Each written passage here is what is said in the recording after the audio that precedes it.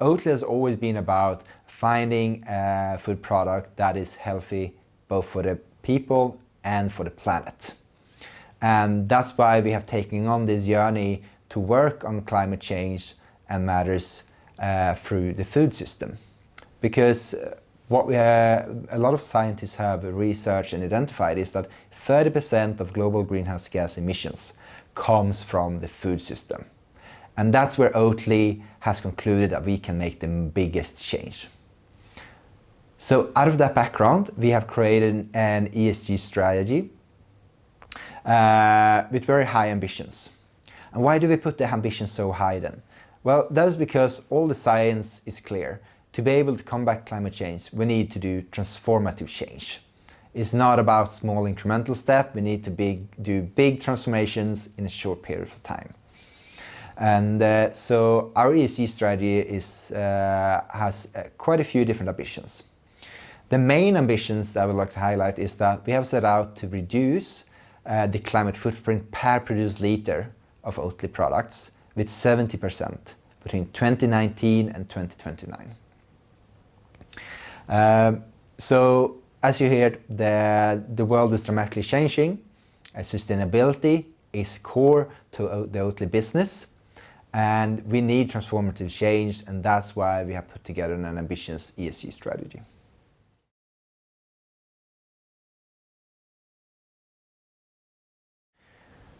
Well, then I would like to tie back to our latest sustainability report. Because when we look in that report and looking on the data, we can clearly see that the majority of the emissions for Oatly as a company comes from the Scope 3 in the GHG protocol. And Scope 3, that includes suppliers, partners, customer, the larger supply chain, pretty much. So if we have this ambition of reducing our climate footprint with 70%, it's clear that we need to work with our suppliers to be able to reach that. And from my perspective as a sustainability professional, I can see 3 different perspectives on areas where we can actually do some work. The first one is about sharing of data.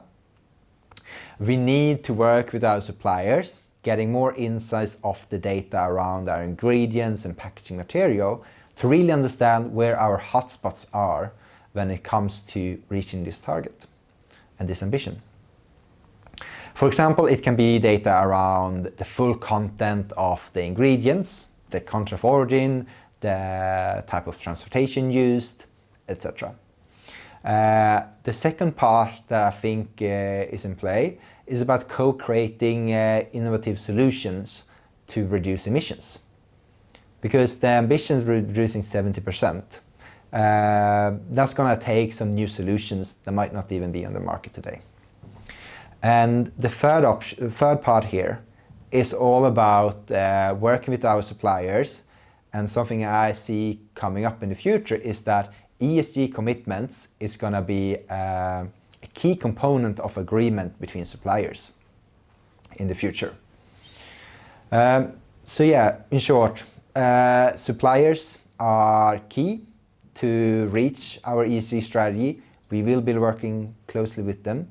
And that's because the whole world is so interconnected and global today. You can't get away saying this is our company, that's your company. We need to work with this together.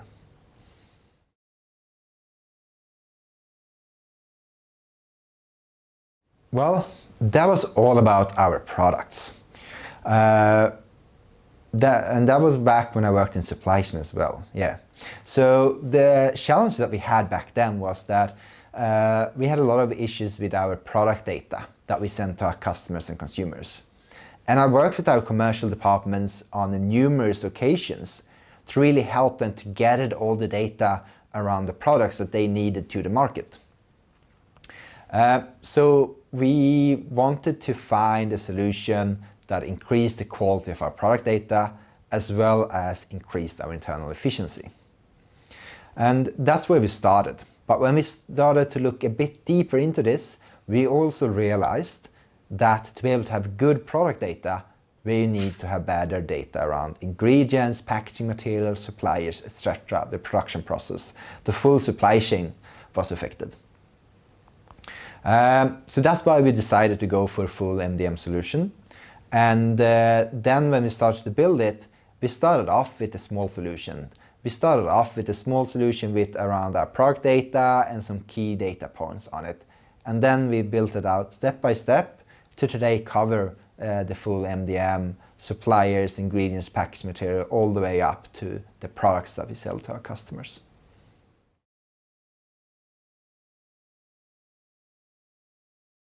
Well, the short answer is, it was a beautiful ride.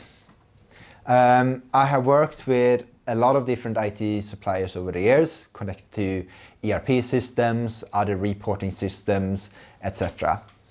And when I think back about the collaboration that I had with Nexer and Stibo Systems in that implementation, I really think back at them as the role models I look for in new IT suppliers. So why do I say that they are such role models? Well, it's about three things. First of all, it's about their focus on value for you as a customer. Because they have an amazing platform that can do a lot. But what they really set out to do in our implementation project was to find the right balance of what the system could do and what we needed as a company and what we need to deliver to our customers. The second part is all about their professionalism. They were always with their eyes on the targets, being proactive, coming prepared to meetings and workshops. And it's easy to be professional when things are going well, right?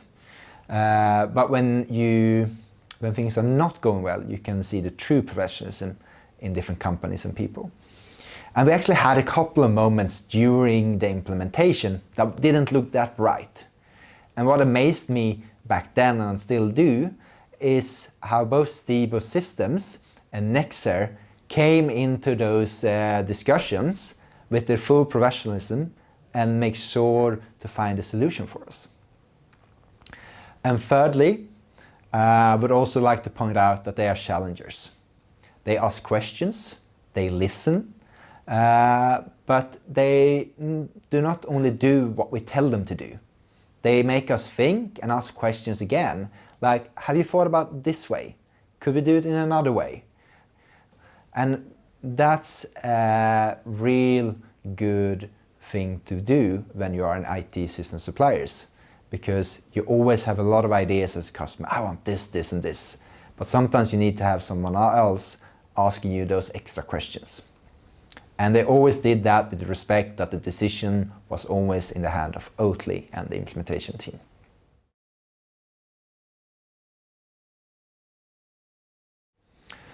Yes, the next steps, working with sustainability data and our MDM solution.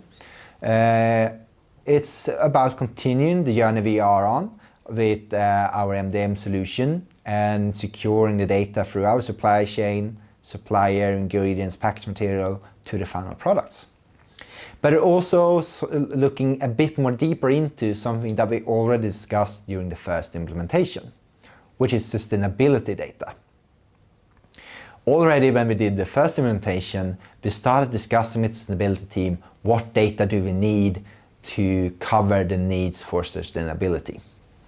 And we got the basics in. And now we're taking that one to the next level, really going through our ingredients and packaging material, what data do we actually need.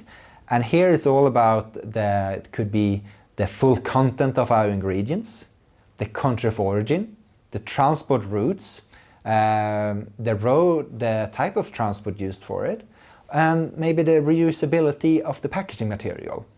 We have a long list of data that we would like to capture and gather through our MDM solution.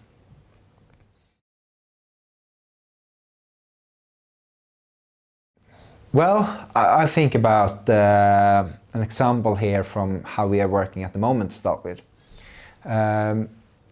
All the way since I started working with sustainability, I had a dialogue with our digital product manager for our MDM solution. Asked him, hey, I need this data. Do you have it? Can you help me put that one into reports so I can easily access it? And they have always been supportive and cooperative in supporting me with it. But what they also have done is that they have put sustainability as a core part of their roadmap. So now they are working on the next step of the roadmap for the MDM solution. They're proactively engaging us and asking us, what do you need from sustainability to really cover all the data needs in the business? So in short, it's about these three things. Encourage cooperation and cross-departmental cooperation.